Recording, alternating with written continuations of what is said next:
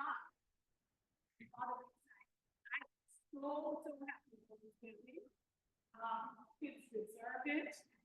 And in another 14 months, we should have one building. Yes. And the annex will be gone. Yes. Will be gone.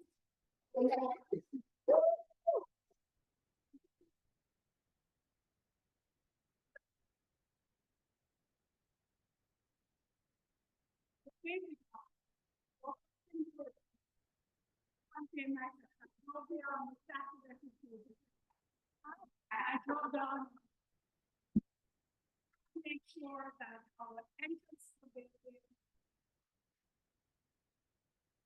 is safety first for our kids. I know the steps are hard. I'm coming up with as well. But bear in mind that we don't have to go to a swing space where we have to take all the kids and one school over to another school. So I know it's inconvenient, but at the end of the day, let's stay focused on the outcome of the product. When we have a meeting with the kids, let them know how they will come into the building, they can why. When they saw what the primary product, what the school is going to look like. When we start school year 27. So I'm going to ask, and if you can get order. One of the challenges that has come about is that the parking lot is becoming very unsafe. This parking lot, because a lot of our parents are driving in while the kids are trying to come in. So, noise, me, and kids, and those parents have to go to work. Maybe we have to back the clock up by 10 or 15 minutes, maybe we need to do that. But I am thinking about the kids first, and I am going to close that gate so that the kids are safe. Because if you might have parents who came to me and said, please make sure that a kid is not safe until they're there, I could not live with myself.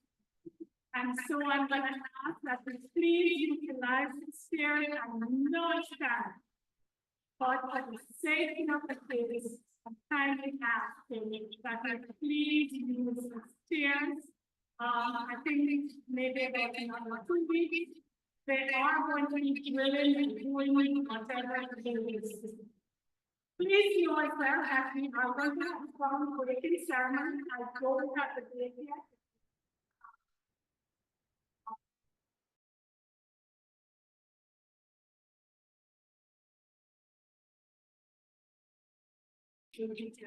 Thank you for a groundbreaking ceremony for the 11 schools that are needed.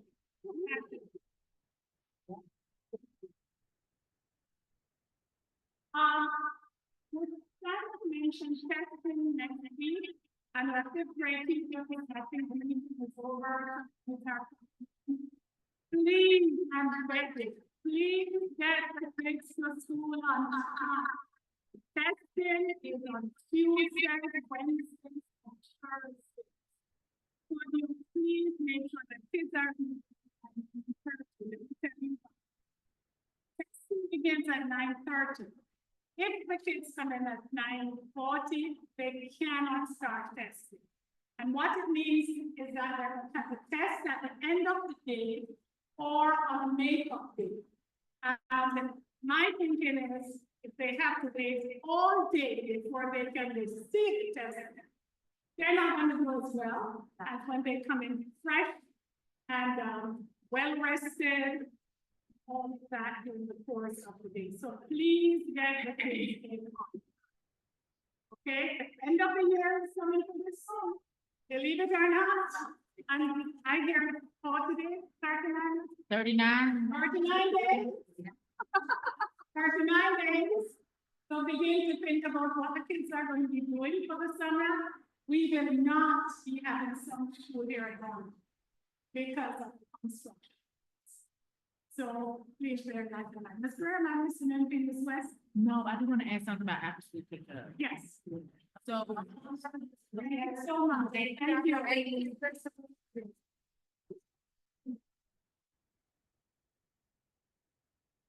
you. so Dr. Reed mentioned the steps and parking lot. In an effort to kind of reduce that in the afternoon for, after school pickup, we're just missing from the 4th Street door. That means parents are not having to walk those steps or try to deal with that parking lot as students are leaving. We've communicated as many ways as we kind of know how. We're gonna also send a flyer tomorrow. After school, your child's enrolled after school. They need to be picked up at the 4th Street door. It's actually more work for us. We're trying to make it more convenient for families. So if you pick up at the 4th Street door, that would be really helpful. We're in transition, trying to get used to it. But it would be helpful if we get all the parents to pick up at the 4th Street door for after school. I'm gonna a website that shows the door for the night. So sometimes it's like flyer. Yeah. It's a website. As up to date as possible. Make a new announcement. I'm putting it on the page, but I'm putting it more obvious for the reading. Thank you. And please be patient as we're trying to work through this. Thank you. Thank you.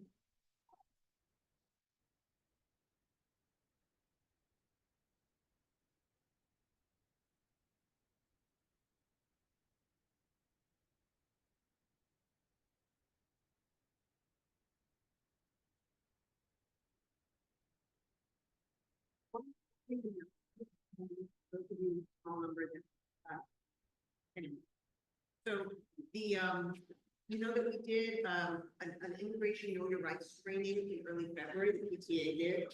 That was virtual. It went really well. We had a mix of parents who were immigrants who were asking questions and we had advice.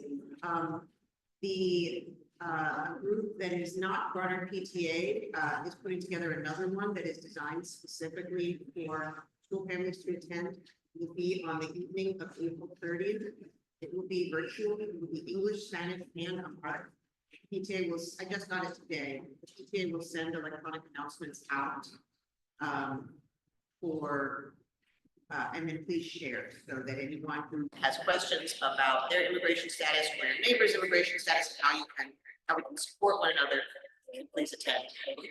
I'm hearing an echo in the room. Does someone have a speaker on?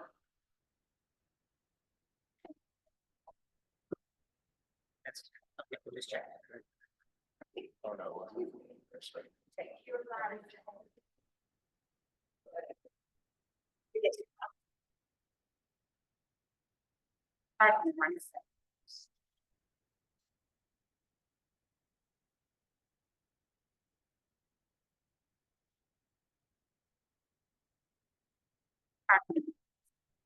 Some people want that family speech happens. All righty, thank you, Eliza, so very much. Okay. Ladies and gentlemen, parents, teachers, and champions of our children. Oh, that sounds amazing. I love it. Champions of our children. Tonight, we are honored to welcome a man who doesn't just teach martial arts, he teaches purpose. A man who saw children on the autism spectrum, not as kids with limitations, but as warriors, waiting for their moment to rise. Sensei Jason Henderson, I know him as Dr. J. He practices out of Providence Hospital, that's a little extra. Sensei Jason Henderson, also known as King Jason, is a filmmaker, educator, advocate, and mentor whose work has touched the lives of children across Washington, D.C. His groundbreaking documentary, I Am Martial Arts. Pardon me. Isn't just a film, it's a movement. a bold declaration in neurodiverse children, kids, diverse spaces to bring strong scene and celebrate. Through martial arts, Sensei Jason has helped children unlock focus, courage, and confidence, both on and off the mats. He's shown us that discipline is a form of love, and that when we believe in our children, they learn to believe in themselves.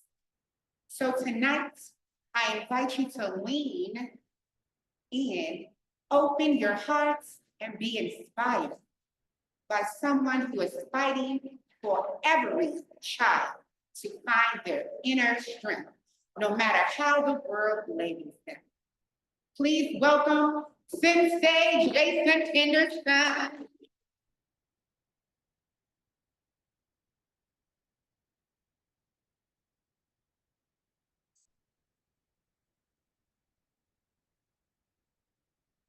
Thank you to the staff, the teachers, the parents, the children, for allowing me to come and take a moment of your time and in your space to be with you, just to share a little bit about what I do. How many teachers are here? Awesome. You guys deserve a round of applause. The leadership, please give a round of applause to the leadership.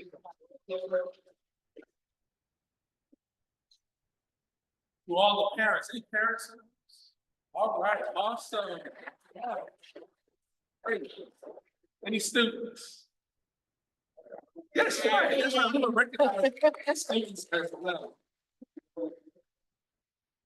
want to share with you, I had an opportunity to go to a tournament locally by Benning Road, and it was an opportunity for us to take our kids to a local tournament for our kids to work and to compete against kids around the local area.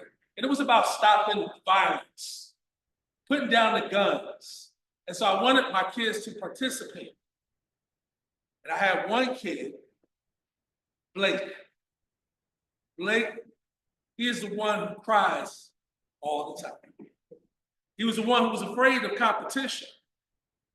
Blake had to overcome some obstacles of anger management. Blake has challenges with executive function, following commands, following directions. Sounds familiar to anyone? The challenge of martial arts. And to put a kid on the floor to compete against another child is challenging. Blake was able to overcome that challenge. One of his challenges was that he couldn't keep eye contact with his competition. Blake's eyes would wander in the middle of a competition. He's ready to spar, and he would lose himself in the middle of fighting. He also had to do katas. Now, Blake had to do a green belt kata, which is about 26 moves. 26 different moves. Think about a kid with autism trying to remember 26 moves. Think about a kid with autism who have difficulty with keeping eye contact. Blake walked out of there with 2 trophies. He's just one of several that competed that day. And one of the grandmasters came up to me afterwards. He said, "Your kids are good, but they got poor eye contact." And I remember how it made me feel, an instructor, that every single child in my program is on the spectrum. Over 20 kids who come to martial arts class have been diagnosed with autism. We don't tell people when we go to a tournament that we have any deficit, because we compete with our ability, not a discipline. I was kind of proud in that moment that the Grand Master came up to me and said, "Sir, with my kids with trophies. We're taking pictures. It's over. He says, everything's good about your kids except they wouldn't make eye contact with me. You make sure you work with your kids on their eye contact. And I said, thank you, sir. I bowed. I appreciate it. It's because the kids are on the spectrum.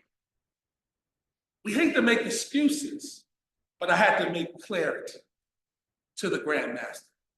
My name is Dr. Jason Henderson. I am a physical therapist, and I just love people. I have a clinic in Ward 5. I work with all types of people.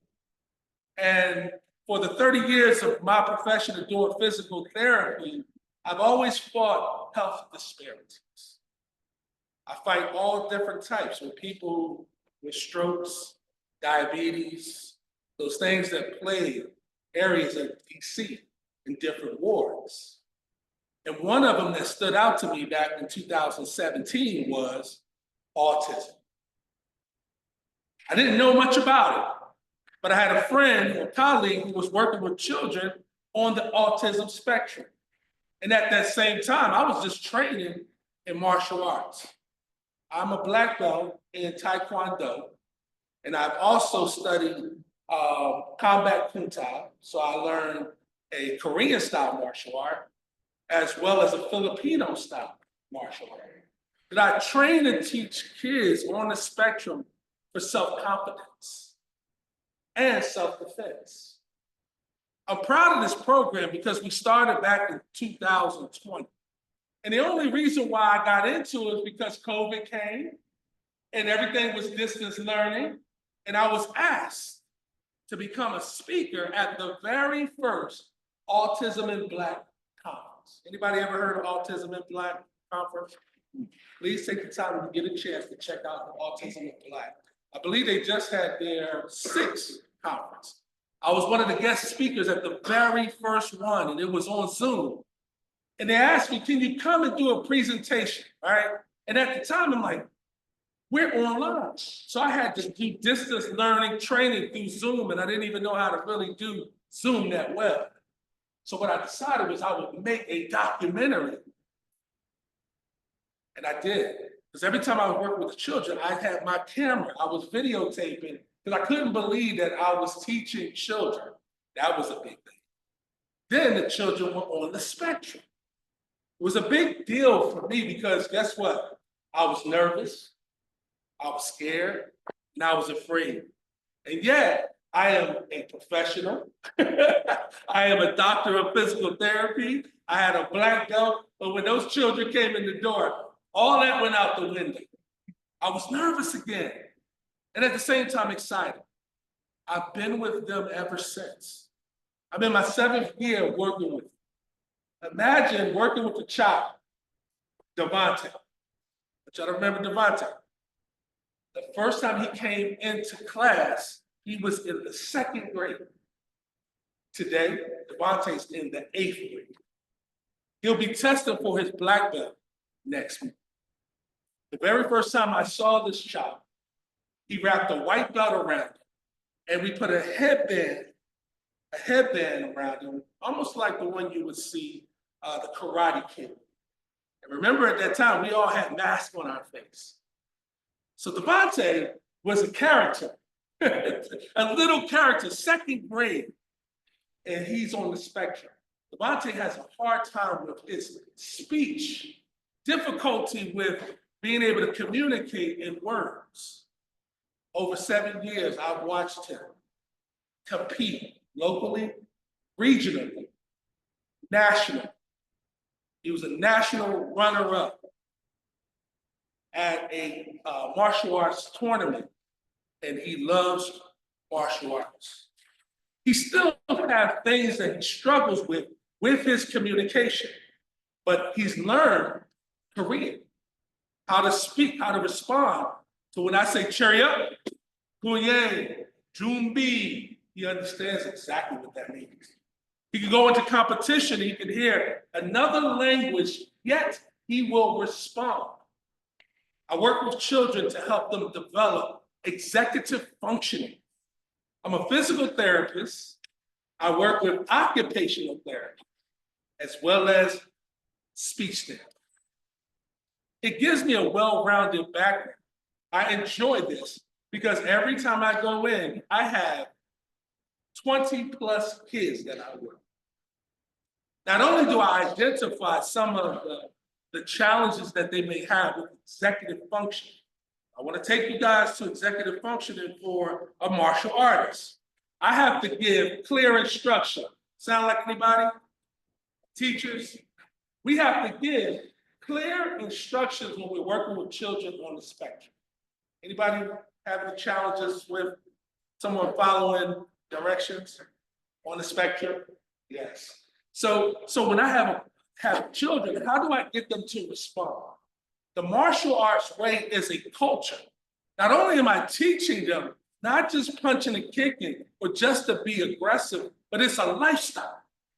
It's a way of life. Can you do it with sensei in the dojo, but can you do it with mom at home? So to the parents who are here, we want to learn how. I work closely with behavioral therapists when I'm in the dojo, and I give feedback to the instructors, the teachers, the behavioral therapists on each child so that they could understand. Do the kid follow directions here in the dojo? They need to follow directions when sensei's got them. See, I'm big, I'm tall, I'm burly. I already know that. My presence towards the kid, they may follow my directions, but not somewhere else. So I'm the one who can get their attention and say, Sensei says. We play a game called Sensei Says. That's Marcus' favorite game. Marcus is now in the 9th grade, but he still loves to play games. Marcus was the best friend to Blake. And they were competitors ever since they were in the 3rd grade together. Marcus can only move to the next belt level. He went from white to yellow. And he has not been able to be promoted to green. Marcus has more challenges than his best friend, but they're competitors. They're best friends. Now, I told you about Blake. Blake always wanted to appease Sensei. He wanted to make sure that I could do it. Anybody got a kid like that? You say, I need somebody to show what they could do. And first thing, I could do it. Let me do it, Sensei. Even if he's wrong. Even if he's wrong. Blake is going to be the one that comes down. Some kids have more challenges than others. I have to teach repetition over and over and over. How to do a kata. 26 moves. It took me a long time to get it. And I have a doctorate degree. So when I look at a child who the world says has deficits, it's my job as a sensei to get them to do the best that they can. For what? To learn, to build their confidence, but not just confidence, learn to defend. Now, I told you in the beginning, one of the things about the kids when I first started back in 2020, my average age was 2nd, 3rd grade. I have a retention rate that's like 90%. These children are still training. They're training today with Grandmaster Kirby Sanders. I'm proud of that. They're training right now. And the thing about it is now they're in 7th, 8th, 9th, 10th grade. So the whole functionality of martial arts become different as they get older. Not only are we started out, it was kick and punch. You kick a bag, you punch a bag, it looks cute. Remember when we started your child martial arts, they got they call it dobak. Some people call it gi.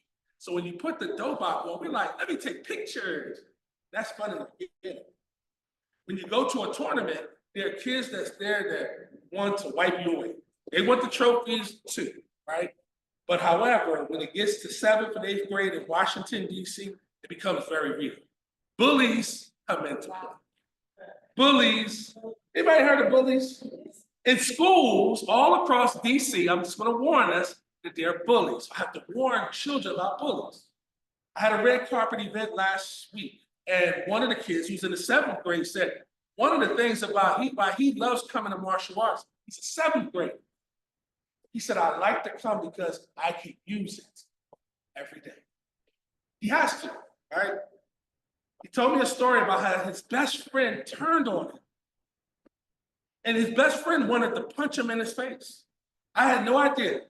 And all he did was, he said, I used what you taught me since then. Because his best friend went to punch him, and he knows how to respond. And I said, well, tell me what happened with the story. Did you start the fight? How did this happen? And he didn't say anything. He never told me what happened. But he's given a gift and ability to protect himself. And when we start talking about middle school, high schoolers, it's very important. The two kids that are going to be black belts this year, Thomas. Thomas had to deal with a bully in the dojo. I had a bully. I had a kid who was a bully. And he is in the 12th grade. He's going to college on a wrestling scholarship from H.D. Woodson. I'm proud to say that this bully is now on the trajectory of something positive. But Thomas had to overcome the bully. Thomas is in 11th grade. He's at Jackson Reed.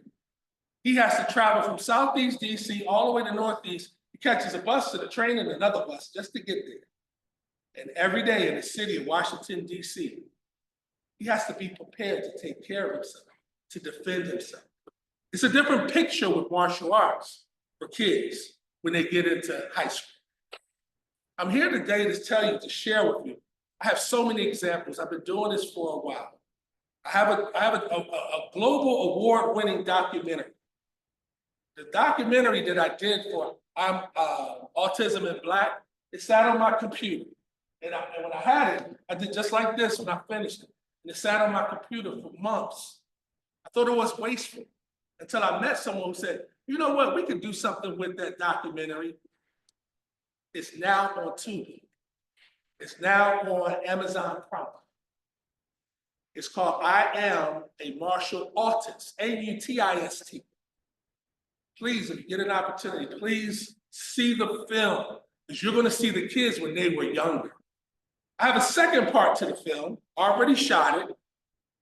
Next week, I'm going to Los Angeles.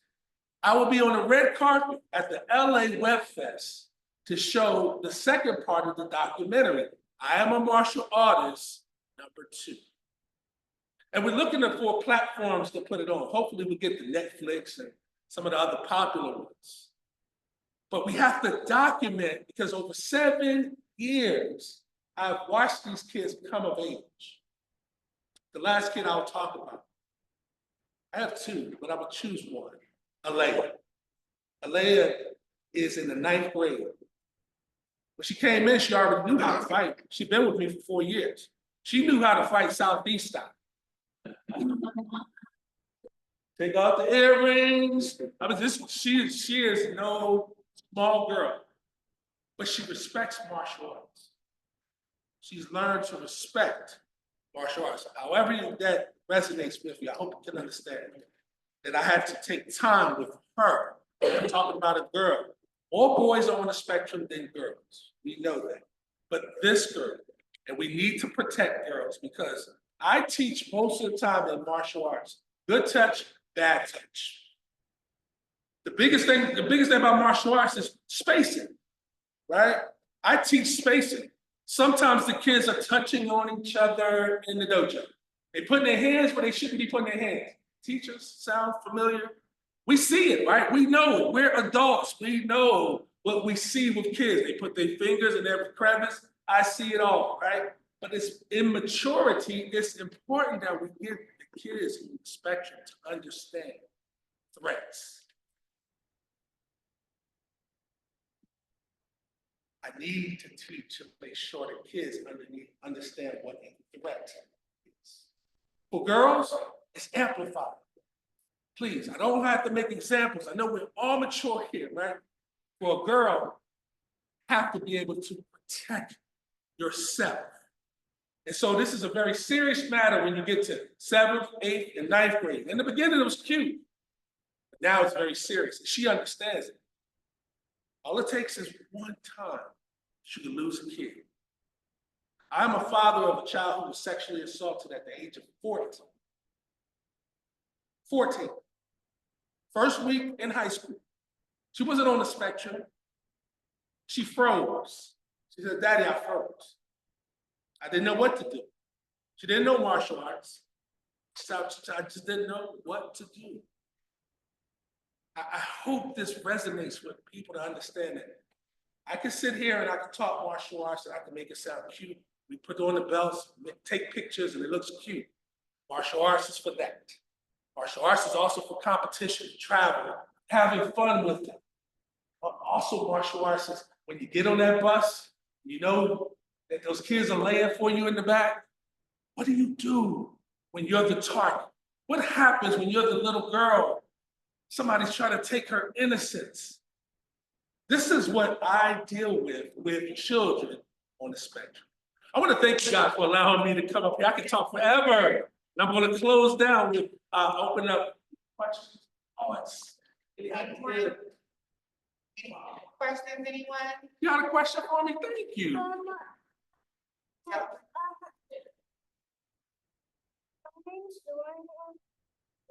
What is like, is there like, what's like a police student like belt now, like from white and the changes of Colors. Oh, yes, there's a curriculum. She asked a great question. I didn't know it at the age of 40. So I started martial arts after the age of 40. My grandmaster said, you wanna get in the belt system? I said, ain't that what kids do? He said, no, anybody can do it. Any of us could do martial arts, right? But he says there's a curriculum. You have to be able to demonstrate proficiency. It's just like school. It's mastery. It's proficiency. Can you learn something to a point that you can follow the directions and execute it well? But think about somebody on the spectrum who have difficulty with executive function. It becomes challenging, even though I verbally want them to really get this. And then when they get out there to demonstrate, it may be something totally different. And you know what I do? Applaud them anyway. I find another way to reward them. It might not be a belt elevation for some. Right? Marcus has the most challenging, right? It's harder for Marcus. But for Blake is going to get his brown belt next week. That says a lot. That means he's getting closer to black. His skills and ability, he can protect himself. He's in the 8th grade. I have no worries about him being able to protect himself. Thomas, Devontae's in the 8th grade. Thomas is in 11th grade. I have no concern. They're teaching the smaller kids. They know the art. Some kids are on a mild on the spectrum, and some kids are very much profound. I have some profound children.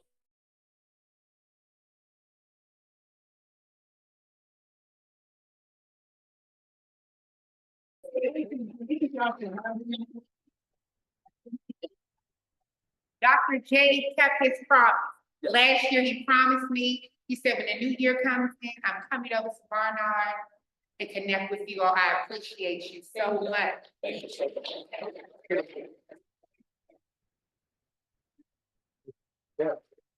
Our speaker from last month also, from the tutoring initiative, the wonderful REA works for Dr. Jason Henderson as well. So we had someone that was a part of her initiative here last month as our speaker.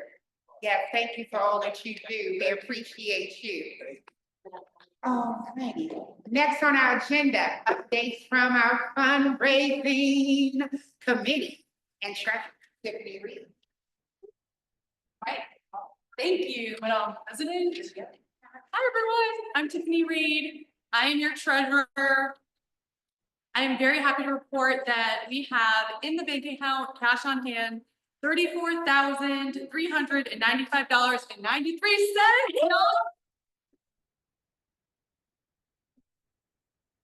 All right, and all because of you, thank you so much for all of your support. What we've been spending our money on is, of course, these amazing PTA meetings with the childcare and the food. We also spent some money on an accounting tool that I use as your treasurer. We also spent a little money on prizes for our very successful Double Good contest, which I'll get to. And then we also, of course, support classrooms with classroom snacks for our youngest children who have late lunches.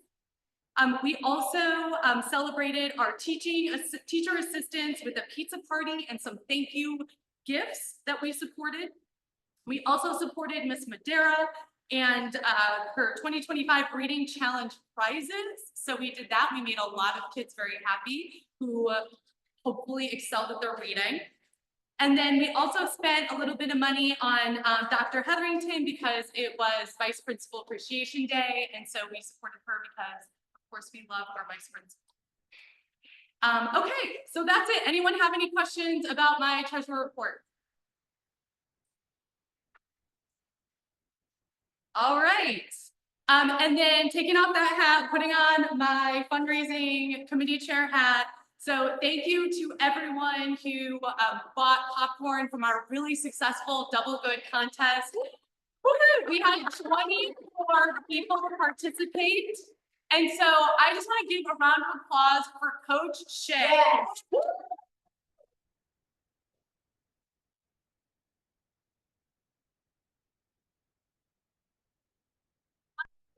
That I was with Coach Shay at a birthday party at Dave & Buster's, a Barnard birthday party, and Coach Shay was hustling, shaking people down to buy popcorn at Dave & Buster's. It was like my heart was so full witnessing this. Coach Shay, thank you so much for everything that you did to help ensure that we raised. Thank you. As you know, Coach Shay was our big winner, but overall the campaign raised nearly $7,000 in our bank account. Money that went to $6,980.50, y'all. I cannot believe it. It's the most successful campaign we've ever had. I also, of course, want to shout out our second and third place winner. Second place was Courtney and Micah Edwards. And that Courtney Edwards was the parent and PTA participant who brought Double Good to this school to raise money as a tool. And so I am forever grateful. And also she was the one that developed this contest. And so Courtney, you're amazing. You're watching. I don't see you here, but you're awesome. Thank you. And last but not least, the lovely Melissa Lou.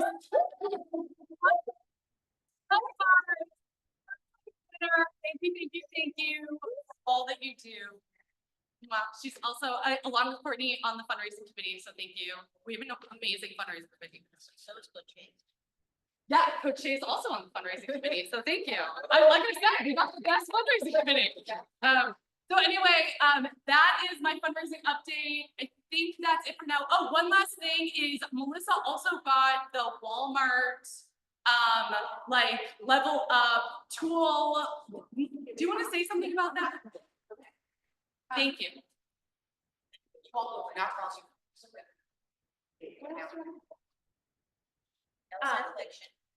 If anybody shops online at Walmart, either on the app or on the website, they have a program, they're a part of a thing called Spark Good, where when you check out, once you sign up in your profile, you can choose Barnard Elementary PTA and it will round up to Barnard.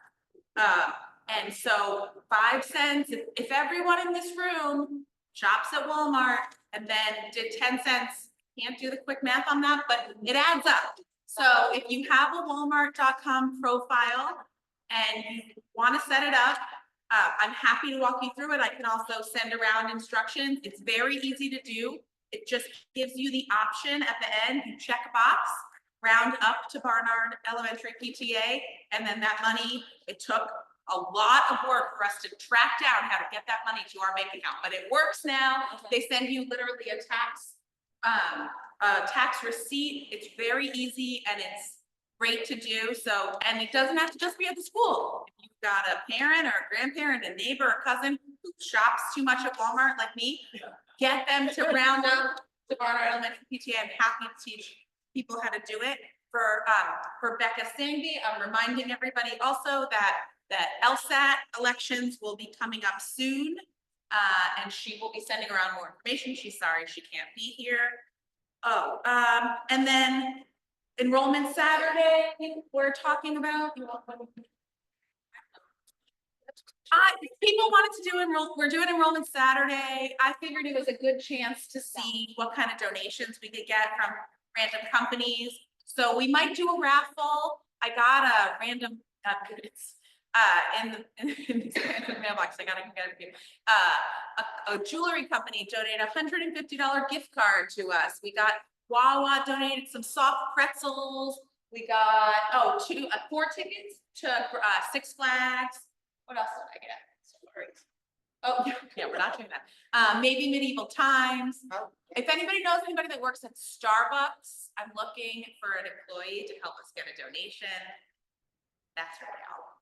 Is that all? If you come to enrollment Saturday, you get to. If you come to enrollment Saturday, we'll probably have an auction. I mean, a raffle. You buy a ticket and you can get one of those prizes. Got to figure out a little bit more. Okay. Okay. Thank you. Sorry, I'm back. I had one more announcement that I promised Courtney I would make, because Courtney is our amazing teacher and staff appreciation ambassador chair.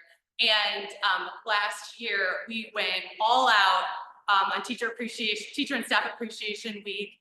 And what I want to let everyone know is that, just to temper expectations, we do have some fun things planned, but it's not going to be at the same level because of our budget this year. The budget that was approved scaled some of those activities back because we want to leave the next board with money, because we don't know what the fundraising environment is going to be next year with everything going on in DC. We know this is a tough time for folks. People are losing their jobs. So we just really want to be cautious in how we're spending our money, just to make sure that whatever happens in the future, we still have money to support our students in this community. We absolutely love our teachers and staff. And I wish we had $1 million to spend on teacher and staff appreciation week. But I just want to make sure to make that announcement so that everyone knows that we're being a little bit more frugal this year, but we're still planning some really fun things. And I want to also, and I don't know exactly when that week's going to be, because I know Courtney is working it out in terms of the CAPE testing that's coming up. So we want to make sure that we're not bothering teachers with any festivities while that's happening. So more to come on when exactly we're going to be celebrating Teacher Appreciation Week at Barnard. But I do want to encourage parents to start thinking about that. Anything like having your child write a little note, or maybe a poem, or put together a song of appreciation, any kind of, special thing that you can do for your teachers and the staff at Barnard is so appreciated. So just think about that. That's coming up. So let's prepare to make this a wonderful week for our teachers and staff. Thank you.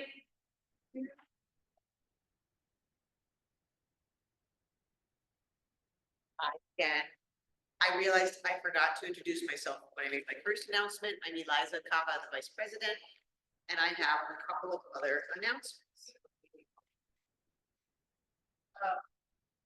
So for the last 3 years, we have done a spring yard sale for the Barnard community. And a couple of things are different this year. For one, we've always done it under the tents over on the side of the annex, and that is all a construction site now, so it's not available to us. The other thing that's different is that our fundraising structure has changed. So the yard sale was originally conceived as a fundraising opportunity, and it has brought in some money, but more like in the hundreds of dollars. Now that we've discovered things like Double Good, which is such a more efficient fundraising vehicle, the yard sale is not a good fundraising vehicle anymore. It is still a powerful community building option, but it's also an incredible amount of work that goes on for weeks and weeks and weeks and hours and hours and hours of the day of. I can tell you, because a lot of it came to my house, and then I had to schlep it here and put it in a shed, and then we had to bring it from the shed up to the yard sale, and then we had hundreds of pounds of leftovers that we had to schlep back into my car and take to thrift store. So, the yard sale committee, which is not me, despite all that effort I just described, is not planning on doing the yard sale again this year. It's mainly my wife and also Becca Sangwe who came up with it, and a number of others that helped. Liz Langton had a big role in it.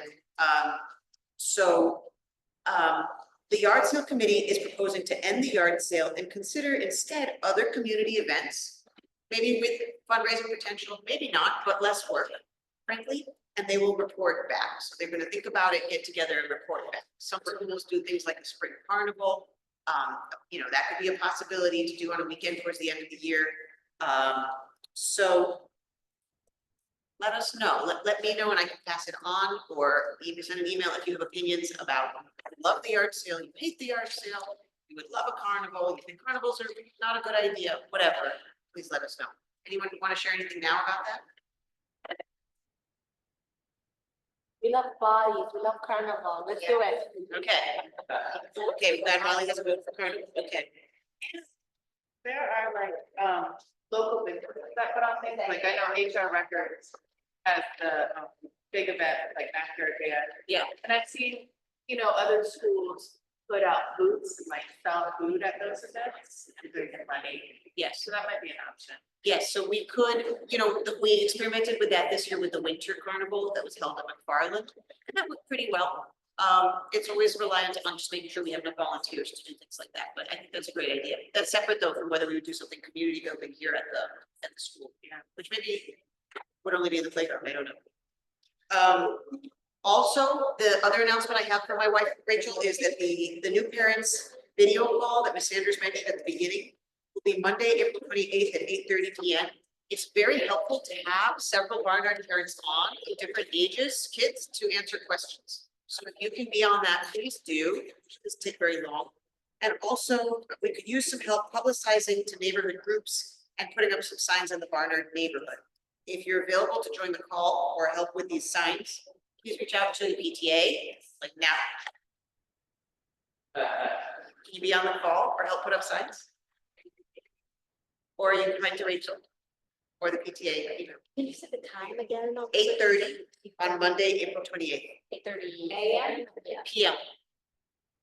8:30 PM. After bedtime. Right. Okay, now, bylaw revisions. This is serious business, and we do have a quorum, which is 10 members or more, so there's at least 10 of us here, so we can conduct this business. I'm gonna just put you on the spot because I need you to vote on this. Who had a chance to review the memo about the bylaw revisions at all, even a little bit? Raise your hands. Thank you. Great, okay. Quorum is growing. I'm going to explain it to you and then I'm going to ask for your vote. Okay. So, the four of us officers, Sanders, the president, myself, the vice president, Tiffany Reed, the treasurer, Liz Langton, the secretary, are all coming to the close of our 2-year term. Liz actually had a short term, 1-year term, and we're very grateful for her. But regardless, all of our terms are ending this June. And then we need to conduct elections for a new set of officers. However, one of the things that the four of us experienced by having all 4 officer positions elected at the same time, and by having all 4 of the prior officers be reelected to a second term, is that when we started our role, there was nobody with institutional memory to help us get started. And they recognized that and had proposed this as a bylaw change themselves, but hadn't had a chance to do it. So we want to stagger the terms for officers. I'll be very transparent. This is also convenient because 2 of our current officers have children in the 4th grade. They will be in the 5th grade next year. And while they're eligible to run for a second 2-year term, if I had to guess, they're going to leave it in the middle because their children will graduate from Barnard. So it's a very convenient time to stagger. Tell you that they're both interested in running for another term, but they don't have to decide that for sure yet. That's part of the nominating process, which we'll talk about next. So we're proposing, that's the most important change we're proposing, is to stagger the officer elections, extending the current, one time only, extending the current president and treasurer's term by 1 more year, so that they would be in office until June 2026. Vice president and secretary would be up for re-election now. and start new terms in July of 2025 through 2027.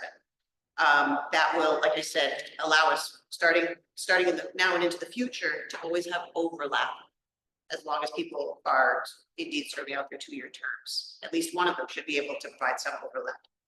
That's going to be very helpful. So that's the number one most important change. The other changes that we propose is removing barriers to service as committee chairs.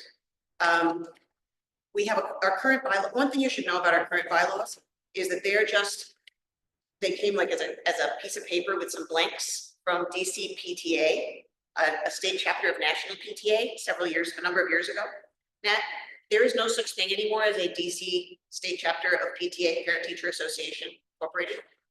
So these bylaws are quite outdated in a number of ways, and they were never customized for what we might want in our school community.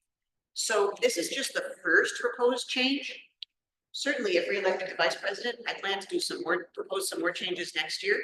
And if you haven't gotten a chance to read these great bylaws, I have only 2 copies extra because I print the stuff at home. If anybody wants a copy to look at it, and then that's the one you can see it starts with a memo, that's what I right now. And then it shows the track changes version of the bylaws themselves. Okay, so number 2 is to reduce any barriers to participation amongst the committee chairs, leadership that's not the elected board. So right now, these bylaws that are copy and paste bylaws have several problems. They contain duplicative language on term limits for committee chairs and officers, which is just a little confusing. They restrict committee chairs to just 2 one-year terms. Let me tell you, and maybe in some schools they have a problem with so many people wanting to volunteer to be committee chairs and they hang on forever and you can't get rid of them. In our experience, we don't have that problem. Our problem is that we want to make sure that anybody who is excited about being a committee chair is welcome to do so and to stay on for basically as long as they want. So we're proposing getting rid of any term of office for committee chairs. They're not an elected position. And we're also proposing getting rid of a confusing restriction on board members holding more than one role, which as I read it could do things like prevent Tiffany from being both treasurer and fundraising committee chair. I tell you, she's done a great job of doing both those things. I can't really understand why we wouldn't allow people to be the chair of 2 committees at once. Again, we are not currently having a clamor of people looking for committee chair jobs, and anybody who says yes, even if it's to 2 of them, we want. So that's the reason for those proposals. There's also a couple other minor administrative changes, like to do some renumbering after these deletions. Those don't change anything substantive. Any questions? We can if we don't have any questions. Yes, Ms. Blanchard.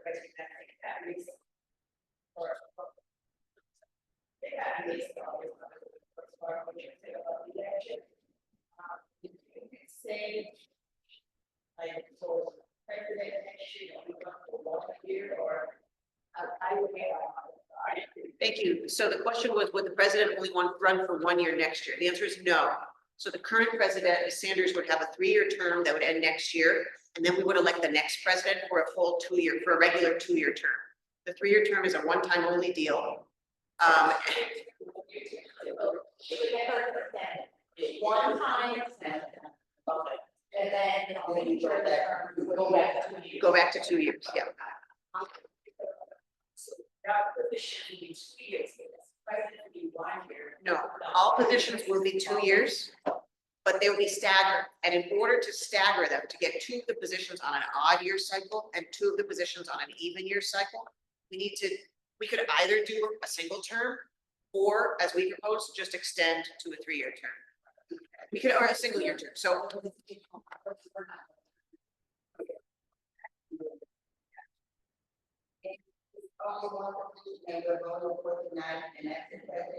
We are not voting for any positions tonight. We are voting for the bylaws change. Yeah.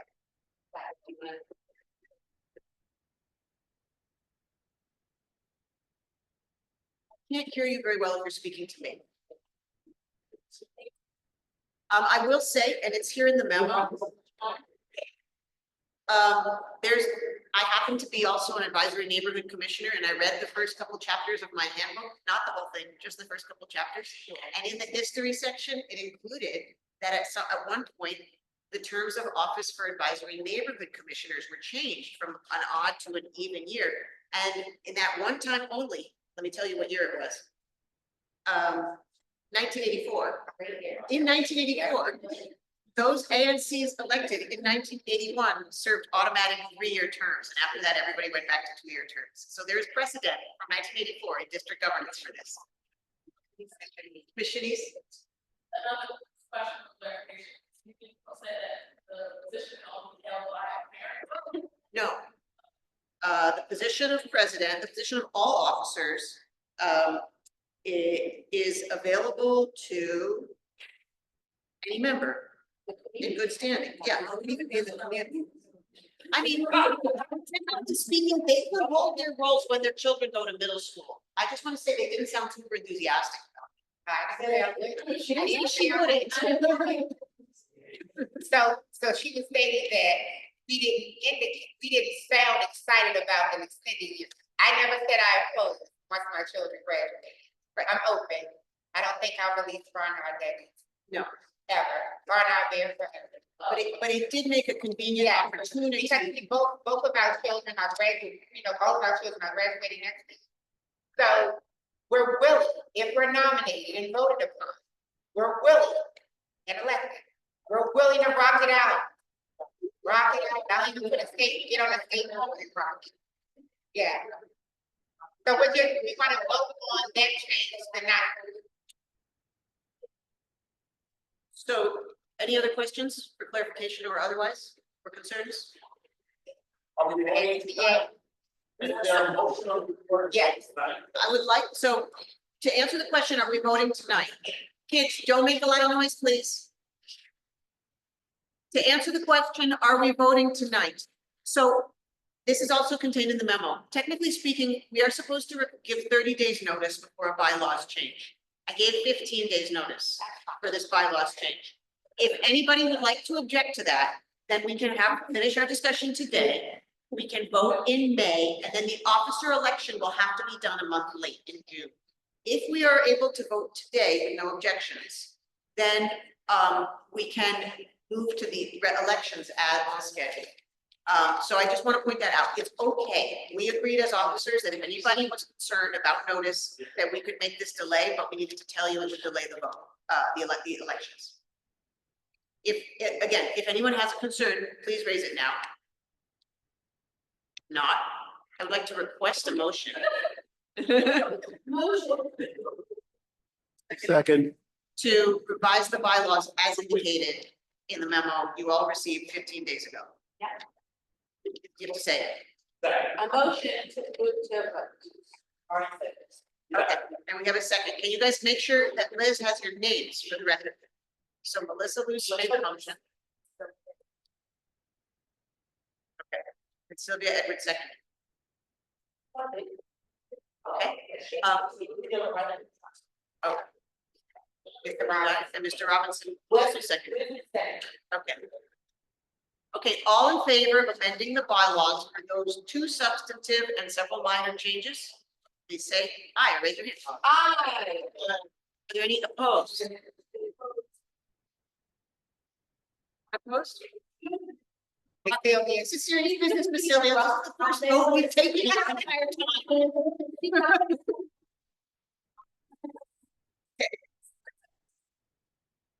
Thank you. The vote carries by a unanimous vote. Thank you. Okay. Thank you. Now we can proceed to beginning officer elections, which will happen at our May meeting as indicated by our bylaws. Last item of business. Thank you all for staying with us and being so serious. So in order to have officer elections, which will be for vice president and secretary only, as per the newly amended bylaws, we need to have a nominating committee Is anyone, and the chair of the nominating committee cannot be us. Is anyone interested in chairing the nominating committee? This is a short-term, very businesslike, very straightforward role.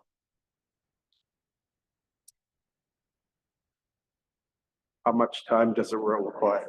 If you, I'm gonna give you an out. Becca Sangley already agreed to chair the nominating committee. I was just checking you, but now you get to be on the nominating committee, Ryan, and Miss Sylvia and Miss Shanice. Great, okay. So please raise your hand if you're willing to be on the nominating committee. It should take one meeting and several emails. West, raise your hand. Okay, did I see Miss West? I thought Miss West. Miss Shanice, yes. Put your hand in the air if you're agreeing to be on the nominating committee. Oh, Thank you, Mr. Cheryl, Ryan Cheryl. Miss Shanice, Coach Shay, anybody else? It has to be 5 people, so that's 4 so far. Okay, Molly, I don't remember your last name. Make sure Liz has your full name in there. I have Mr. Chase. Ryan Cheryl, Becca Sangbi, and Molly right behind you. We'll give you the last, make sure you. Good work. Ideally, we should even have one alternate nominating committee member. You shouldn't have to do anything at all unless somebody fails to show. All right. Please come over and make sure Liz gets your name in the minutes. Thank you so much. Okay. Wow, you guys, that was like the heaviest business we've done in 2 years. Yeah. Thank you, good work. Everybody thoughts out of that. Thank you for making it through. All right.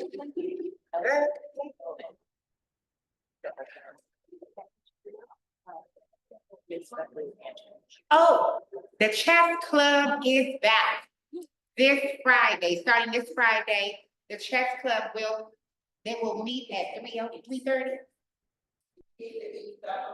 Yes. And at 4 o'clock, Mr. Barnard, the chef master, will pick them up and they'll be back, they will be held, In the music room? Oh. Okay. So they'll be doing it together, but in fact, they got the grant back, they came back and they said, we have, them. I said, we definitely will. And if you get here for 2 hours, really from 4 to 6. So that's coming back this week. I think we've covered all of our announcements. In the cafeteria on Friday, on any day. Anyway, they bring through this role. Yes. DC4, do we have any announcements that we would like to make today? I know we do have a game tomorrow, can you? Harrison Rec Center, the junior store. Thursday at Capitol City.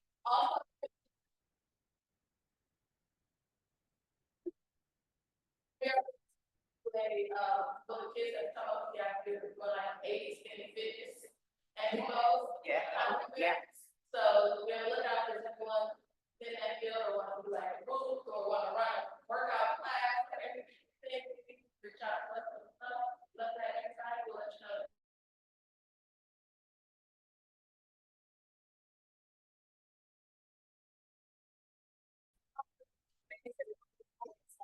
Enrollment Saturday, I'll mention that again. I know enrollment Saturday is this Saturday, April 26th, from 9 a.m. until 12. We know the Porch Fest is this weekend and a whole bunch of great things are happening. Please come out and enjoy enrollment Saturday with us. Must register for regular school before you can register for after. Yeah, you must be enrolled for the school year before you can enroll for after school. And that's at a first come, first served basis. So get your enrollment papers in, and also you'll get your aftercare announcement. I have another resource for any families that can use it as well. So instead of going to the ER when you're a young person is not feeling well, even yourself, there's a resource called Dispatch Health. They will come to your home. Like a home doctor at your door, they will come to your home. Their hours are all the way up until 9 p.m. every single day of the week. I'll make sure that the information goes on our website. They're excellent. They are excellent. And it beats going to the hospital, the ER, or urgent care. Yes, and they're awesome. Awesome professionals. I promise you, I've used myself in my own family. Does anyone have any questions? Oh, please pardon me.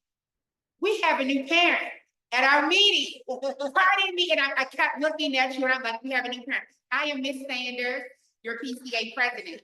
Your child is in the 4th grade. My triplets are in the 4th grade. Oh, you have 2 scholars here. Would you like to share your name with us? Yes, my name is Michael Ide. Nice to meet you. Welcome to Barnard. We're so glad you're here. This is her first meeting. Her scholars just started out. Welcome. Thank you. Does anyone have any questions? Suggestions? Even though you complete enrollment online, if I don't have the residency, you're still incomplete. So I have to have the enrollment plus the proof of residency. Proof of residency. Enrollment application.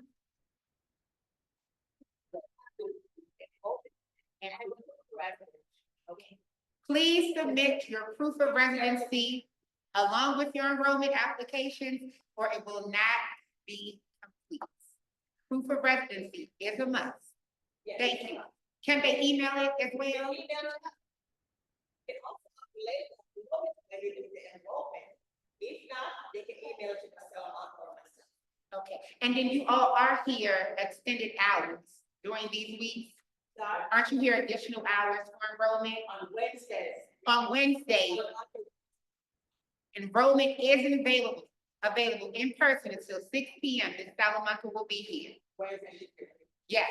Do we want to mention the competition Yeah. that we spoke of? We're having an enrollment competition, and the cutoff will be May 5th. Whatever class, top five class, to have all of their enrollment completed, you'll win a special party to be announced.